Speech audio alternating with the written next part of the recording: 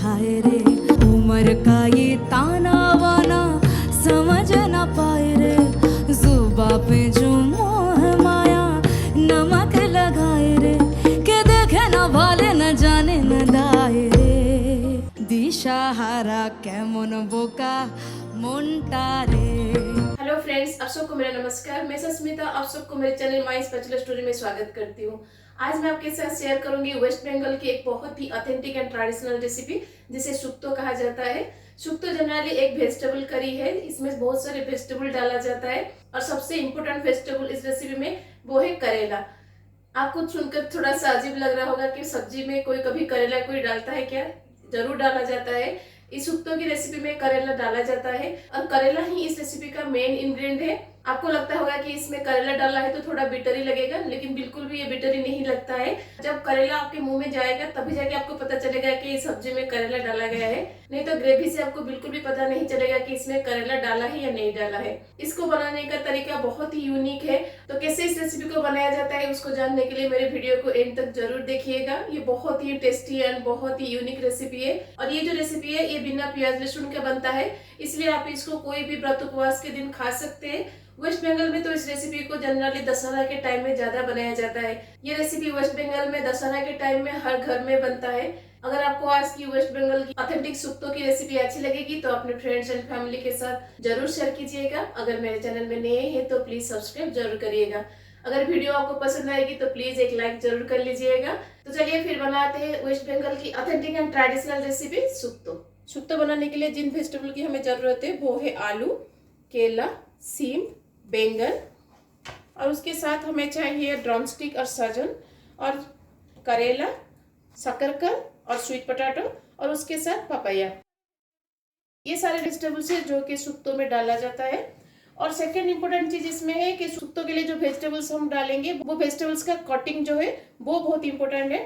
तो कैसे उसका कटिंग किया जाता है मैं आपको दिखाती हूँ। तो सारे वेजिटेबल्स को हम लंबा लंबा करके काटेंगे।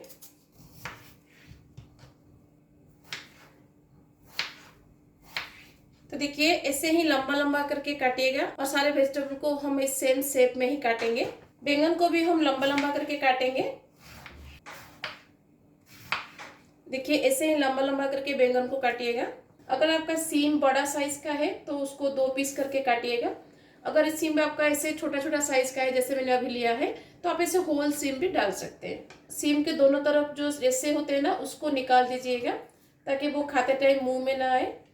तो जितना साइज में आप सारे वेजिटेबल को काटेंगे उतना साइज में ही ड्रमस्टिक को भी काटिएगा। तो देखिए मैंने सारे वेजिटेबल को काट के रेडी कर लिया है। आप देख सकते हैं सारे वेजिटेबल्स को मैंने लंबा लंबा काटा है और सारे वेजिटेबल मेरे एक साइज में है, क्योंकि ट्रेडिशनली इस रेसिपी में वेजिटेबल्स ऐसे ही काटा जाता है। तो हमारा वेजिटेबल्स रेडी है। चलिए इसके लिए जो मसाले हमें चाहिए उसको रेडी करते हैं। शुक्तो के लिए हम एक मसाला का पेस्ट बनाएंगे, जिसके लिए मैं मिक्सिंग जार में लूंगी 1 टेबलस्पून ब्लैक मस्टर्ड और राई एंड 1 टेबलस्पून येलो मस्टर्ड। अगर आपके पास येलो मस्टर्ड नहीं है तो आप 2 टेबलस्पून ब्लैक मस्टर्ड ले सकते हैं, लेकिन जो बड़ा दाना वाला राई आता है ना उसको लीजिएगा, छोटा दाना वाला राई मत लीजिएगा, क्योंकि छोटा दाना वाला राई में थोड़ा कड़वानेस ज़्यादा रहता है, इसलिए बड़ा दाना वाला राई हमेशा यूज़ करिएगा।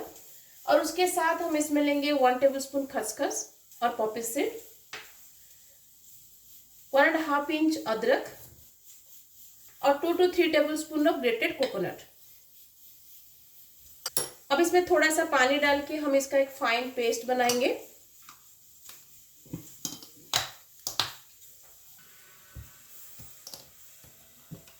तो देखिए मसाला का पेस्ट अब हमारा रेडी है। तो इस मसाला का पेस्ट के साथ साथ शुक्तो के लिए हमें दूसरा एक मसाला पाउडर की जरूरत है। चलिए उस मसाला पाउडर को रेडी करते हैं। तो इस मसाला का पाउडर बनाने के लिए हमें चाहिए रांधुनी, जिसे इंग्लिश में वाइल्ड सेलेरी कहा जाता है। ये दिखता तो है अजवाइन जैसा, लेकिन अजवाइन नहीं है। अजवाइन से थोड़ा बड़ा साइज है और कलर भी थोड़ा अलग है अजवाइन से। ये ग्रोसरी स्टोर में आपको मिल जाएगा। अगर ग्रोसरी स्टोर में नहीं मिलता है तो आप इसे अमेजन या फिर फ्लिपकार्ट से भी मंगा सकते हैं। ये ऑनलाइन भी मिल जाता है और ये एक बहुत ही यूनिक स्पाइस है और इस रेसिपी का मेन इंग्रेडिएंट है।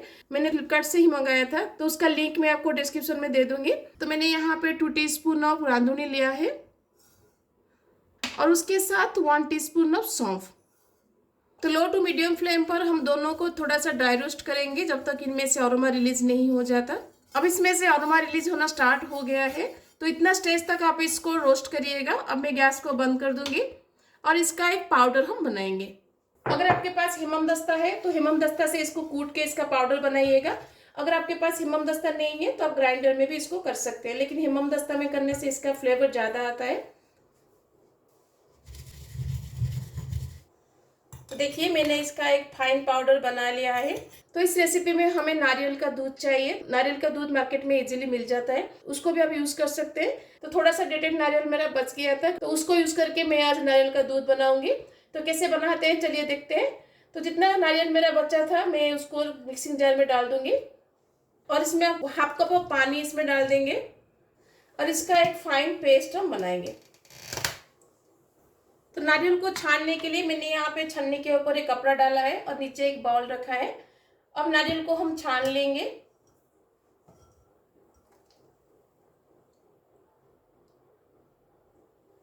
जार को धो के उसका पानी भी मैं इसमें डाल दूंगी। अब इस कपड़ा को हम फोल्ड करके उसको निचोड़ेंगे।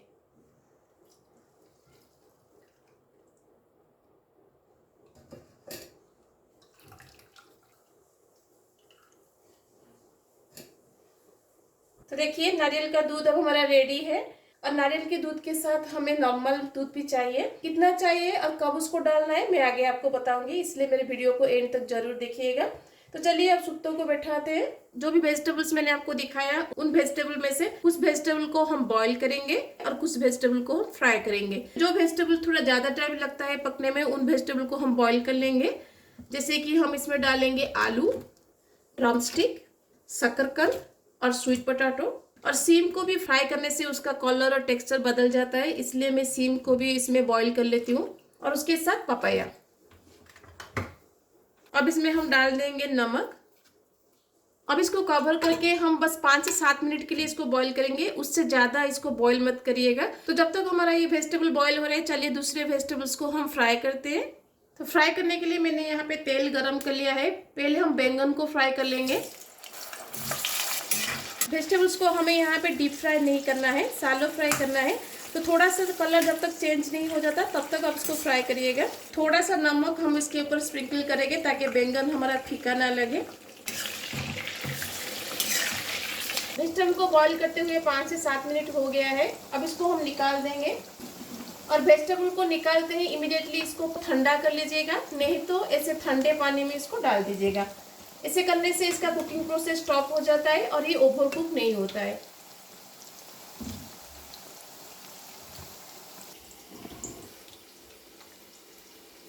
अब वेजिटेबल का स्टॉक जो यहाँ पे बचा है इसको फेंकिएगा मत। सुक्तो बनाते टाइम बीच में जब भी हमको पानी की जरूरत पड़ेगी हम इस पानी को यूज करेंगे, क्योंकि इस पानी में सारे वेजिटेबल्स का न्यूट्रिएंट्स है, इसलिए इसको फेंकिएगा मत। आप देख सकते हैं बैंगन अभी लाइट गोल्डन ब्राउन हो गया है। इतना स्टेज तक इसको फ्राई करिएगा, इससे ज़्यादा डीप फ्राई मत करिएगा। अब बैंगन को हम निकाल देंगे। अब हम केले को फ्राई करेंगे। तो केला भी हमारा फ्राई हो गया है, अब इसको हम निकाल देंगे। अब एंड में हम डालेंगे करेला। हमेशा करेला को एंड में ही फ्राई करिएगा और करेला को हम यहाँ पे थोड़ा सा डीप फ्राई करेंगे कंपेयर टू अदर वेजिटेबल्स। अगर आपको करेला का कड़वा टेस्ट चाहिए तो आप इसको शैलो फ्राई करिएगा। अगर आपको कड़वा टेस्ट पसंद नहीं है तो आप इसको थोड़ा सा डीप फ्राई कर लीजिएगा, उससे करेला का कड़वा टेस्ट थोड़ा कम हो जाता है। लेकिन करेला इस रेसिपी का मेन इंग्रेडिएंट है, इसको स्किप मत करिएगा। करेला भी अब हमारा फ्राई हो गया है, अब इसको हम निकाल देंगे। थोड़ा सा बॉडी को हम इसमें डालेंगे, जिसको हम पहले फ्राई कर लेंगे। बॉडी आजकल मार्केट में बहुत इजीली मिल जाता है, ये उड़द दाल का बॉडी है। थोड़ा सा ये क्रंची हो जाए तब तक हम इसको फ्राई करेंगे। तो बॉडी अब हमारा फ्राई हो गया है, अब इसको हम निकाल देंगे। सारे वेजिटेबल्स को हमने रेडी कर लिया है। अब हम सुक्तों का मसाला बैठाएंगे।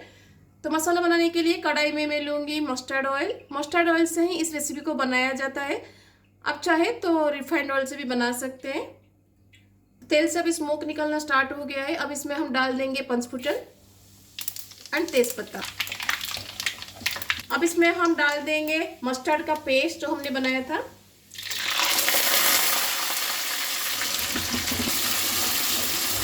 जार को धो के हम उसका पानी इसमें डाल देंगे। अब इसमें हम डाल देंगे नमक। इस रेसिपी में हल्दी नहीं डाला जाता है, तो हल्दी मत डालिएगा। और रेड चिली पाउडर भी नहीं डाला जाता है। इस रेसिपी को व्हाइट ग्रेवी में बनाया जाता है। तो तीखानेस के लिए हम इसमें ग्रीन चिली यूज करेंगे, रेड चिली पाउडर यूज नहीं करेंगे। तो जितना तीखा आपको चाहिए उसके हिसाब से आप यहाँ पे ग्रीन चिली डालिएगा। अब इसको हम 5 से 6 मिनट के लिए कुक करेंगे, ताकि मस्टर्ड का पेस्ट जो है वो अच्छे से कुक हो जाए। मस्टर्ड का पेस्ट को पकाते हुए 5 से 6 मिनट हो गया है। तो मस्टर्ड का पेस्ट जो है बहुत जल्दी पक जाता है, इसलिए इसको ज़्यादा टाइम के लिए मत पकाइएगा। अगर आप ज़्यादा टाइम के लिए इसको पकाएंगे तो इसमें एक कड़वा टेस्ट आ जाएगा, इसलिए इसको ज़्यादा से ज़्यादा 5 से 6 मिनट के लिए कुक करिएगा। अब इसमें सारे बॉइल्ड वेजिटेबल को हम डाल देंगे।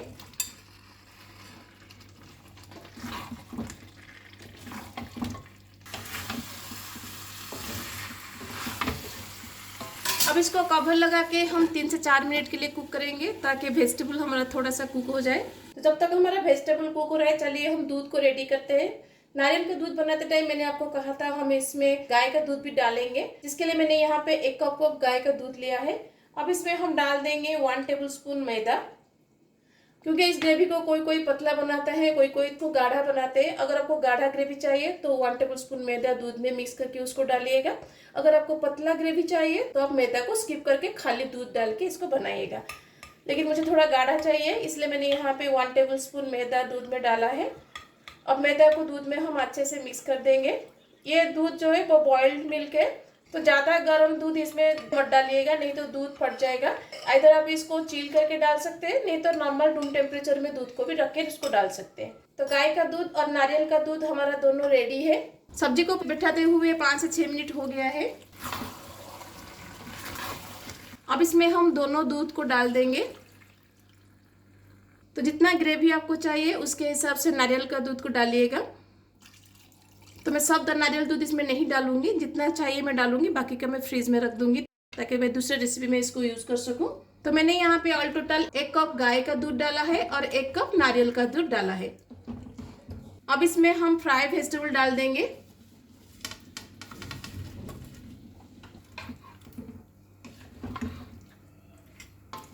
तो ग्रेवी मुझे थोड़ा सा गाढ़ा भी लग रहा है, तो इसमें अभी वेजिटेबल का स्टॉक जो हमने रखा था ना उसको हम डालेंगे। जितना कंसिस्टेंसी में आपको ग्रेवी चाहिए उतना वेजिटेबल का स्टॉक इसमें ऐड करिएगा। अब इसमें हम डाल देंगे 1 टीस्पून चीनी, और उसके साथ हम इसमें डाल देंगे मसाला पाउडर जो हमने बनाया था। तो यहाँ पे मैं 2 टीस्पून डाली हूँ। अब इसको हम और 5 से 6 मिनट के लिए बैठाएंगे, ताकि सारे वेजिटेबल्स के अंदर दोनों दूध का जो फ्लेवर है वो जा सके। तो वेजिटेबल को कुक करते हुए 5 से 6 मिनट हो गया है। तो सारे वेजिटेबल हमारा अच्छे से कुक हो गया है। तो इस स्टेज पर नमक को थोड़ा चख लीजिएगा, अगर नमक की जरूरत पड़ती है तो नमक यहाँ पे थोड़ा सा डाल दीजिएगा। अब इसमें हम बॉडी को डाल देंगे। तो बॉडी को आप ऐसे पूरा डाल सकते हैं, नहीं तो आप इसको थोड़ा सा कूट के भी डाल सकते हैं, लेकिन एंड में डालिएगा ताकि इसका जो क्रंचीनेस वो रह सके। अब एंड में हम डाल देंगे 1 टेबलस्पून घी। तो एंड में 1 टेबलस्पून घी जरूर डालिएगा, उससे इस करी का फ्लेवर और ज़्यादा एनहांस होता है। तो हमारा बिल्कुल ऑथेंटिक एंड ट्रेडिशनल शुक्तो की रेसिपी रेडी है। चलिए हम प्लेटिंग करते हैं। गरम गरम राइस के साथ इसका कॉम्बिनेशन बहुत ही बेस्ट लगता है, घर में एक बार जरूर ट्राई कीजिएगा। राइस के साथ साथ आप इसे रोटी के साथ भी खा सकते हैं, रोटी के साथ भी ये बहुत ही टेस्टी लगता है और बहुत हेल्दी भी है। तो घर में इसको एक बार जरूर ट्राई कीजिएगा। समझ ना पाए रे जुबा पे जो मोह माया नमक लगाए रे, के देखे ना भाले न जाने न दाए रे। दिशाहारा केमन बोका মনটা রে, দিশাহারা কেমন বোকা মনটা রে, দিশাহারা কেমন বোকা মনটা রে, দিশাহারা কেমন বোকা মনটা রে। तो कैसी लगी आपको शुक्तो की रेसिपी? ये बहुत ही टेस्टी लगता है और बहुत हेल्दी भी है, क्योंकि इसमें बहुत सारे वेजिटेबल्स डाला जाता है और ज्यादा इसमें तेल मसाला की जरूरत नहीं पड़ती है। तो आपने देखा इसको बनाना भी कितना आसान है। और जैसे मैंने आपको कहा था, ये वेस्ट बंगाल का एक बहुत ही ऑथेंटिक एंड ट्रेडिशनल रेसिपी है। तो इसको घर पर जरूर ट्राई कीजिएगा, देखिएगा सबको बहुत पसंद आएगा। अगर सबको पसंद आएगी तो वीडियो को जरूर लाइक शेयर करिएगा। अगर मेरे चैनल में नए हैं तो प्लीज सब्सक्राइब जरूर करिएगा। तो मिलते हैं और रेसिपी के साथ। Till then bye bye, see you, have a good day.